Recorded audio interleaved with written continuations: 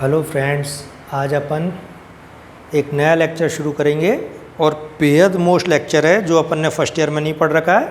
ठीक है, डिस्क्रीट के अंदर। और वो क्या है? ग्रुप के किसी अवयव की कोटि। ठीक है, और जो भी मेरे पहले लेक्चर मैंने आपको व्हाट्सएप पे किए हैं वो सारे आपको इसके लिए क्लियर होनी चाहिए बेटा, तभी ये चीज़ें समझ में आएंगी। ठीक है, और ये एक ऐसी चीज़ है जो अब अपन फर्स्ट टाइम पढ़ रहे हैं। बिल्कुल, order of an element of a group, ठीक है। ग्रुप की कोटि तो अपन ने क्या पढ़ा था कि अगर कोई भी ग्रुप है तो उसका जो समुच्चय जी है उसमें उपस्थित विभिन्न अवयवों की संख्या, तो उससे कंफ्यूज नहीं हो। ठीक है, जैसे अभी कोई क्लास है और क्लास में 10 बच्चे हैं तो उस क्लास की कोटि कितनी होगी? 10। लेकिन अब वो कहता है कि हर बच्चे की कोटि ज्ञात करो आप, तो उसका तरीका वो मैंने बोलचाल की भाषा में बताया जिससे आप कंफ्यूज ना हो। तो ग्रुप के किसी अवयव की कोटि क्या कहलाती है, उसकी परिभाषा अपन लिख रहे हैं। यदि एक ग्रुप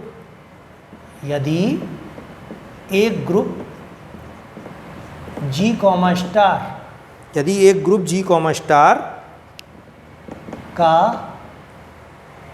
एक अवयव A है, यदि एक ग्रुप G, स्टार का एक अवयव A है, तब छोटे से छोटा धनात्मक पूर्णांक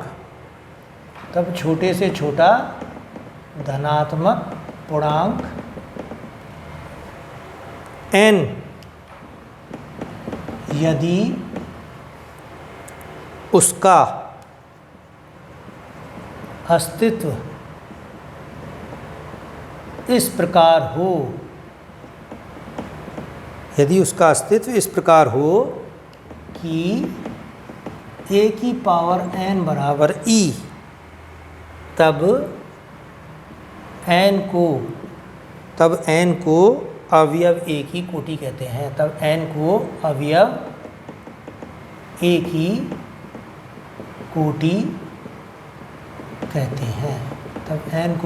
की कोटि कहते हैं। तथा इसे ऑर्डर ऑफ A बराबर n से व्यक्त करते हैं। यदि इस प्रकार के पूर्णांक का अस्तित्व ना हो, यदि इस प्रकार के पूर्णांक का अस्तित्व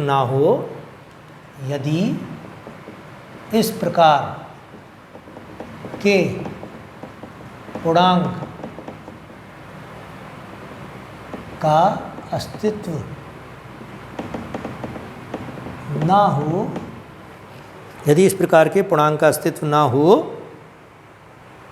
तब अवयव A अनंत कोटि का कहलाता है।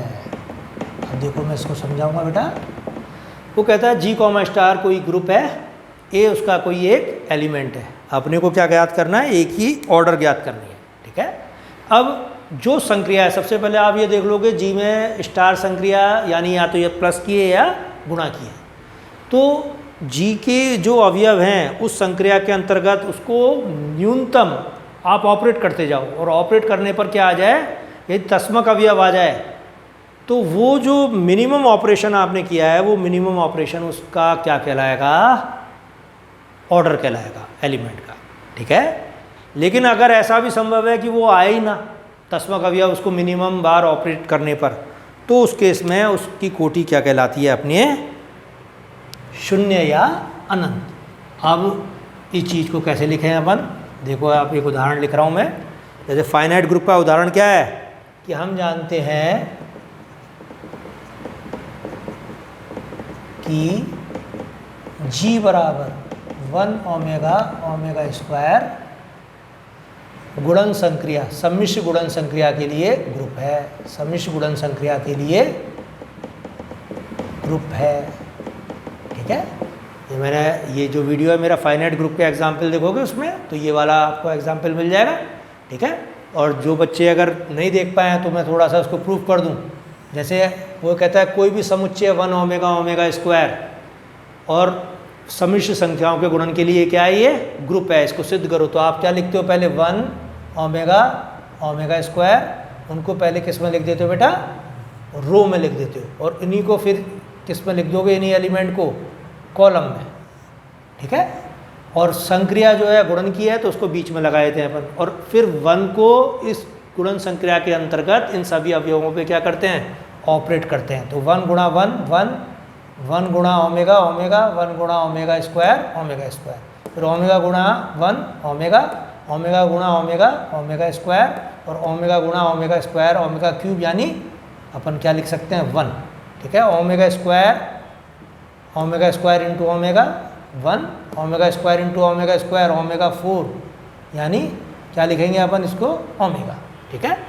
तो आप देखते हो कि गुणन संक्रिया के अंतर्गत जो भी अवयव मैंने ऑपरेट किए वो सब क्या हैं, जितने भी अवयव आए सारणी में वो वापस किसके अवयव आए, जी के अवयव।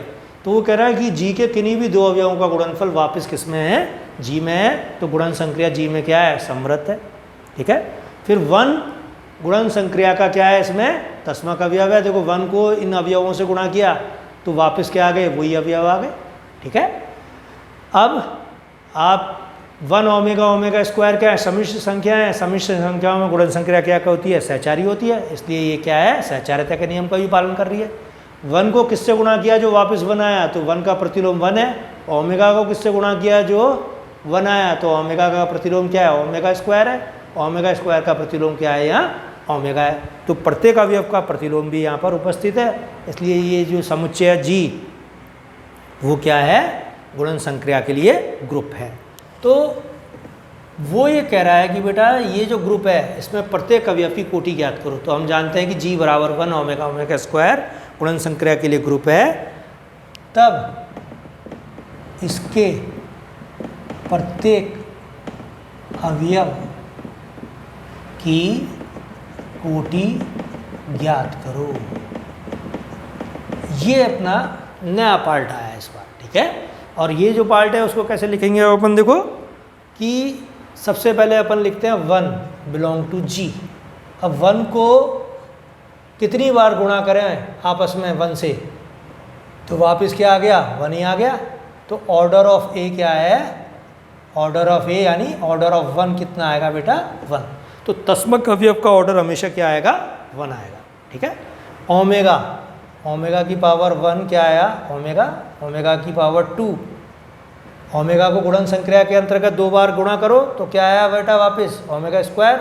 ओमेगा की पावर 3 यहाँ क्या आ गई, 1 आ गई। देखो ओमेगा को 3 बार आपस में गुणा करो, ठीक है, तो क्या आ गया 1। इट इम्प्लाइज क्या लिखोगे आप, ऑर्डर ऑफ ओमेगा बराबर 3। तो वो यही तो कह रहा है, अगर ए की पावर n बराबर e, ठीक है, और n क्या है वहाँ न्यूनतम धनात्मक पूर्णांक है, तो ऑर्डर ऑफ ए क्या हो जाएगा, n, ठीक है। अब ओमेगा की पावर 3 1 है, ओमेगा की पावर 6 भी देखो 1 है, ओमेगा की पावर 9 भी क्या है, 1 है। तो 3 6 9 में मिनिमम कौन है, 3, इसलिए ऑर्डर ऑफ ओमेगा क्या लिखोगे आप बेटा, 3 लिखोगे। तो अब ऑर्डर का मतलब समझ में आया आपको। इसी प्रकार से अब आप क्या करोगे, ओमेगा स्क्वायर का ऑर्डर ज्ञात करो। ओमेगा स्क्वायर की पावर 1 ओमेगा स्क्वायर की पावर 2 ओमेगा, और ओमेगा स्क्वायर की पावर 3 कितना आ जाएगा, 1। इसका मतलब ऑर्डर ऑफ ओमेगा स्क्वायर कितना आ गया, 3 आ गया ये भी, ठीक है। तो आपने ऑर्डर निकालना सीख लिया आज एलिमेंट का, क्या कि 1 तस्मक अवयव का ऑर्डर हमेशा 1 होता है। ओमेगा का ऑर्डर यहाँ के इस ग्रुप में कितना आया, 3। ओमेगा स्क्वायर का ऑर्डर भी कितना आया, 3। तो ये जो चीज़ है ये एलिमेंट के ऑर्डर के ऊपर ये चीज़ें चल रही हैं। अब लेकिन देखो अब कुछ चीज़ें अब आपको थ्योरम्स की फॉर्म में आएंगी, तो मैं क्वेश्चन से ही आपको समझाने की कोशिश कर रहा हूँ। जो ओमेगा का ऑर्डर था वही ओमेगा स्क्वायर का ऑर्डर है। इसका मतलब क्या है, ओमेगा का प्रतिलोम ढूंढो ग्रुप में आप यहाँ। तो ओमेगा का प्रतिलोम क्या है, ओमेगा को किससे गुणा करें, ग्रुप के किस एलिमेंट से गुणा करें जो 1 आ जाए इसका तस्मक अवयव। तो आप क्या कहते हो साहब, ओमेगा को यदि ओमेगा स्क्वायर से गुणा करूँ तो क्या आएगा, 1 आ जाएगा। ओमेगा इंटू ओमेगा स्क्वायर क्या होता है, ओमेगा क्यूब यानी 1। तो आप क्या कह सकते हो यहाँ पर बेटा कि जो एलिमेंट का ऑर्डर है वही इसके इन्वर्स का ऑर्डर आएगा हमेशा। ठीक है, अगर कोई ग्रुप है और ग्रुप का कोई अवयव ए है तो ए का इन्वर्स भी उसमें उपस्थित होगा। तो जो ऑर्डर है किसी एलिमेंट का वही ऑर्डर क्या होगा, उसके इन्वर्स का भी होगा, ये ध्यान रखो आप। ठीक है, अब इस थ्योरम को अपन प्रूफ करेंगे आगे चल के। ठीक, अब यहाँ जैसे कोई पूछे कि जी बराबर 1 ओमेगा ओमेगा स्क्वायर ग्रुप था साहब, ठीक है, था है बिल्कुल साहब ग्रुप है गुणन संक्रिया के लिए। तो जी का ऑर्डर कितना है, खुद 3 है। ये परिमित ग्रुप है और परिमित ग्रुप में इसका ऑर्डर कितना है, 3 है। अब इसके किसी भी एलिमेंट का ऑर्डर 3 से ज़्यादा नहीं आएगा, ये आपने देखा अभी। देखो 1 का ऑर्डर 1 है, ओमेगा का ऑर्डर कितना आया था 3, और ओमेगा स्क्वायर का ऑर्डर भी कितना आया था 3। तो ऑर्डर ऑफ ए हमेशा क्या होगा, ऑर्डर ऑफ जी से कम होगा या ज़्यादा इसके बराबर हो सकता है। ये दूसरी थ्योरम बनेगी अपनी। ठीक है, तो ये थ्योरम सब बनेंगी तो सही, साथ में इनका प्रूफ भी करना पड़ेगा अपने को, ये और ध्यान रखना। ठीक है ना, तो क्या लिखा आपने सबसे पहले कि किसी भी एलिमेंट का ऑर्डर उसके इन्वर्स के एलिमेंट के ऑर्डर के बराबर होता है। किसी भी एलिमेंट का ऑर्डर उस ग्रुप के ऑर्डर के, अगर ग्रुप परिमित है तो उससे या तो कम होगा या उसके बराबर होगा। अब देखो एक थ्योरम और निकल के आ रही है इसमें, जैसे इसी से समझा रहा हूँ मैं एक ही एग्जाम्पल से। ओमेगा का ऑर्डर आपने कितना बताया इसमें बेटा, 3। ठीक है, तो ओमेगा क्यूब 1 मिला आपको, ओमेगा 6 भी क्या मिला, 1 मिला, ओमेगा 9 भी क्या मिला, 1 मिला। ऐसे करते करते 3 का पहाड़ा चलता जाएगा, 3 का मल्टीपल आएगा। ठीक है, तो वो ये कहता है आपने साहब ऑर्डर ऑफ ए बराबर n है और कोई रास्ते में आप चलते गए और ए की पावर m भी आपको क्या मिल गया, e।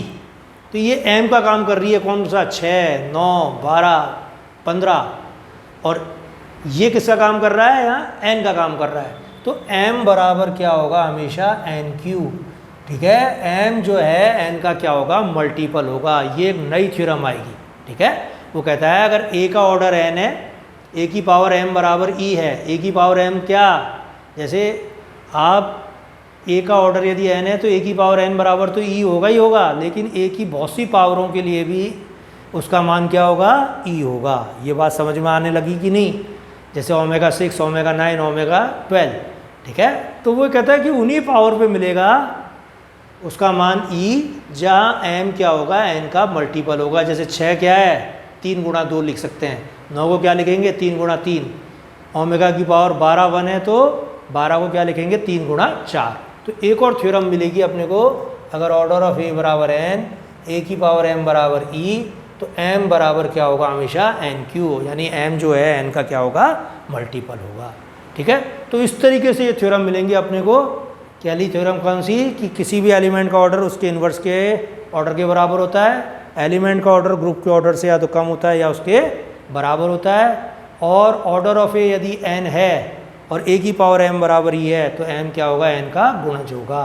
ठीक है, तो आपको जो मैंने जो चीज़ लिखाई है अभी सिर्फ वही लिखना है, ये ध्यान रखना। क्या, एलिमेंट का ऑर्डर, उसकी परिभाषा मैंने पूरी ब्लैक बोर्ड पे दी है। फिर एक एग्जाम्पल दिया है आपको कि 1 ओमेगा ओमेगा स्क्वायर गुणन संक्रिया के लिए ग्रुप है और उसमें प्रत्येक अवयव की कोटि मैंने बताई है कि 1 की कोटि 1, ओमेगा की कोटि 3 और ओमेगा स्क्वायर की कोटि भी 3। ठीक है, अब एक टिप्पणी मैं लिखा रहा हूँ, वो बहुत मोस्ट है, कई थ्योरमों में करने में काम आएगी। टिप्पणी क्या है, अवयव की कोटि की परिभाषा में अवयव की कोटि की परिभाषा, अवयव की कोटि की परिभाषा में छोटे से छोटा पूर्णांक, छोटे से छोटा पूर्णांक अवयव की कोटि होती है। ठीक है, यदि a की पावर n बराबर e है, जहाँ n न्यूनतम धनात्मक पूर्णांक है तब ऑर्डर ऑफ ए बराबर क्या होता है, एन होता है। ठीक है, अब देखो ये चीज़ तो तब आ गई जब एन क्या है, न्यूनतम धनात्मक पूर्णांक है। ठीक है, तब ऑर्डर ऑफ ए को आपने क्या लिख दिया, एन। लेकिन आप जा रहे हो और आपको पता ही नहीं कि भाई इसमें कोई रास्ते में जैसे आपसे पूछे कि 1 ओमेगा ओमेगा स्क्वायर साहब ग्रुप है गुणन संक्रिया के लिए, तो ओमेगा की पावर क्या होगी ये बताओ आप तो मुझे। तो आप क्या कहोगे, ऑर्डर ऑफ ओमेगा या तो 3 है या 3 से क्या आएगा, कम आएगा। इस चीज़ से आप ये लिख सकते हो क्या, ये बताओ मुझे। तो देखो थोड़ा सा कंफ्यूज हो गया आप। आपसे कोई ये पूछे ओमेगा की पावर 6 बराबर 1 है, तो आप ओमेगा के ऑर्डर के बारे में क्या कहोगे, तो ऑर्डर ऑफ ओमेगा क्या होगे आप, या तो 6 है साहब या 6 से कम है। इस चीज़ को समझना बहुत ज़रूरी है बेटा। अगर 6 न्यूनतम है तब तो ऑर्डर ऑफ ओमेगा क्या हो जाएगा, 6। और अगर 6 न्यूनतम नहीं है तब ऑर्डर ऑफ ओमेगा क्या हो जाएगा, 6 से कम। तो आपको यहाँ पता है भाई ऑर्डर ऑफ ओमेगा 3 होता है, तो आपकी दोनों में से कौन सी बात सही होगी, ये वाली। ठीक है, तो वो ये कहता है यदि ए की पावर n बराबर e एवं n पर कोई कंडीशन नहीं है, कोई कंडीशन नहीं है। कंडीशन क्या, ये न्यूनतम धनात्मक पूर्णांक नहीं है। ठीक है, आपसे तो एक जनरल बात करी, अगर यदि ए की पावर n बराबर e, तो आप ए के ऑर्डर के बारे में क्या जानते हो, तो आप क्या लिखोगे, ऑर्डर ऑफ ए या तो n से कम है या n के बराबर। ये चीज़ समझनी बेहद ज़रूरी है, आपको ये ध्यान रखना। ठीक है, पेपर बेटा आसान नहीं है, पेपर को पूरा समझना पड़ेगा आपको अच्छी तरह से। अगर आप तो रास्ते में जा रहे हो और आपसे कोई कहे कि भाई इस अवयव की कोटि के बारे में आप बताओ क्या होगी, कब, जब ए की पावर n क्या है, e है, और n पर कोई कंडीशन मैं नहीं दे रहा हूँ आपको, तो आप क्या कहोगे, इस अवयव का ऑर्डर या तो n होगा या n से कम। तो ये चीज़ आपके समझ में आई कि नहीं आई, कि अवयव की कोटि क्या है, n है यदि n न्यूनतम धनात्मक पूर्णांक है, और यदि n पर कोई कंडीशन नहीं है और a की पावर n बराबर e है, तब आप क्या लिखोगे, ऑर्डर ऑफ a या तो n है या n से कम है। ठीक है, तो ये कुछ चीज़ें हैं जो मैंने आपको बताई हैं बेटा। ठीक है, अब इसके बाद वो ये कहता है, जैसे आपने ये तो बात करी किसकी, परिमित ग्रुप की। अब वो कहता है ग्रुप तो अपरिमित भी तो होता है, तो ग्रुप अभी आपको मैं जैसे बताया R0 क्रॉस। ठीक है, अशून्य वास्तविक संख्याओं का समुच्चय गुणन संक्रिया के लिए क्या होता है, ग्रुप होता है। तो ग्रुप R0 क्रॉस में प्रत्येक अवयव की कोटि ज्ञात करो, जैसे ये क्वेश्चन आ गया एग्जाम में। ठीक है, अब कैसे करोगे, अब भाई R0 में तो अवयव अनंत है, तो पहला ही अवयव जैसे मैंने उठाया इसका, सपोज करो 1 बिलोंग टू R0, तो 1 भाई R0 गुणन संक्रिया के लिए ग्रुप है, 1 क्या है इसका तस्मक अवयव है, तो 1 की कोटि तो क्या होगी, 1 की पावर 1 बराबर 1, इट इम्प्लाइज ऑर्डर ऑफ 1 बराबर 1। अब 2 भी किस में है, R0 में, तो 2 को आपस में कितनी बार गुणा करें जो 1 आ जाए, इसका सेकंड पार्ट आ रहा है। देखो मैंने बताया था ना a की पावर n, तो a की पावर n का मतलब समझो अब आप क्या है, अगर संक्रिया गुणन की है तो उस केस में 2 को आपस में कितनी बार गुणा करें जो 1 आ जाए, तो आएगा ही नहीं साहब ऐसे तो 2 की कोटि कितनी होगी, या तो 0 या अनंत। ऐसे 3 भी R0 में, 4 भी R0 में, तो इसमें और कोई 0 भी R0 तो है नहीं, खैर -1 किस में है, R0 में। ठीक है, R0 तो भाई अशून्य वास्तविक संख्या है ना, तो अपन ने पूरा सिर्फ 0 हटा दिया और बाकी तो -∞ से लेके +∞ तक जितनी भी संख्या हैं वो R0 में है। तो -1 को पावर 1 वो क्या आएगी, -1 की पावर 2 कितनी आई, 1, तो -1 को -1 से गुणा करा, दूसरी बार में क्या आ गया, 1 आ गया। -1 की पावर 3 -1 की पावर 4 फिर 1, तो क्या चीज़ आ रही है, 2 और 4 में न्यूनतम कौन, 2, तो ऑर्डर ऑफ -1 कितना आया, 2। ठीक है, तो आप क्या कहोगे साहब, -1 की कोटि यहाँ 2 आ रही है, बिल्कुल क्लियर दिख रही है साहब, देखो तो चीज़। ऐसे ही -2 की कोटि कितनी आएगी, -2 को कितनी बार आपस में गुणा करें जो 1 आ जाए, कितनी बार कर लो साहब, इस जन्म में तो आएगा नहीं 1। ठीक है, तो -2 की कोटि भी क्या होगी, 0 या अनंत। तो आप क्या लिखोगे इसका आंसर? अब देखो आप बात आएगी आंसर पर, तो आप क्या लिखोगे? ग्रुप R0 कॉमा क्रॉस में, ठीक है, ऑर्डर ऑफ 1 बराबर 1 तथा ऑर्डर ऑफ -1 बराबर 2 तथा शेष सभी अवयव की कोटि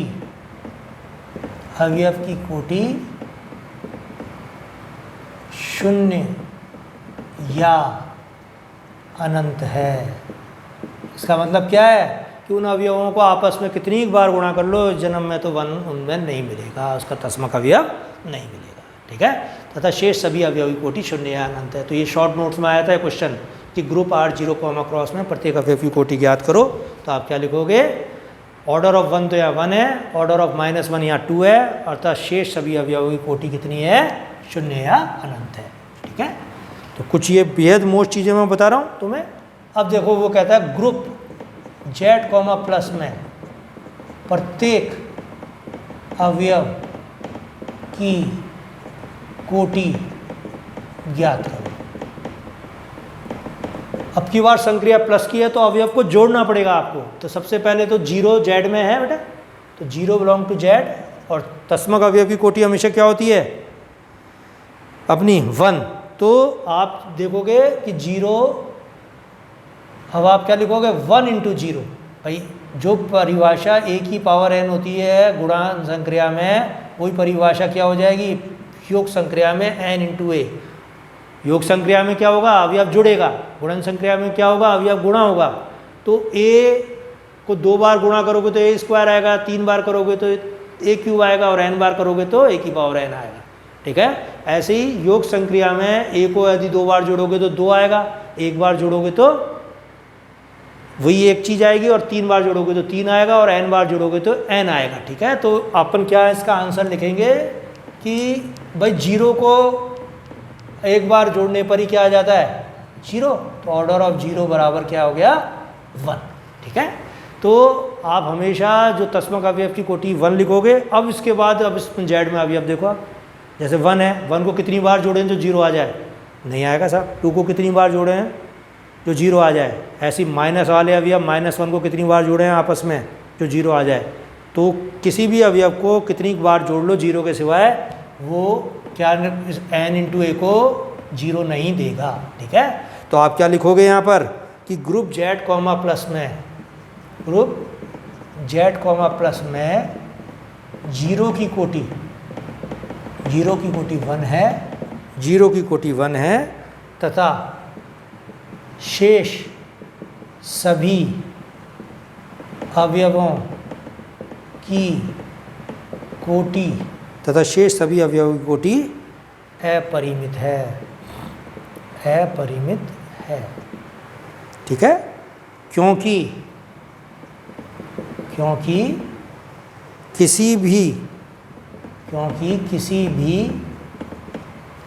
ब्रैकेट में लिखो Z does not equal to 0, मतलब Z does not equal to 0, जैसे 1 है, 1 Z में है तो 1 डज नॉट इक्वल टू 0। उसका मतलब ये है के लिए कोई धनात्मक पूर्णांक नहीं है कि n into A is equal to 0 हो, n इंटू ए बराबर क्या हो? 0 हो, ठीक है। तो वो कहता है कि कितनी बार भी किसी भी अशून्य अवयव को जोड़ो तो कभी भी वो 0 नहीं आएगा, इसलिए इसके किसी भी अवयव की कोटि जो है शून्य या अनंत है अदर देन 0, और 0 की कोटि क्या है? 1 है, ठीक है। तो ये बेटा एक और मोस्ट चीज़ मैंने कराई है आपको। तो ये बेहद मोस्ट लेक्चर आज मैंने दिया है आपको, और एक प्रकार से ये मानो कि इस साल का ये पहला लेक्चर है आपके लिए, ठीक है। फिर अपन नया फिर शुरू करेंगे, कल थ्योरम शुरुआत करेंगे।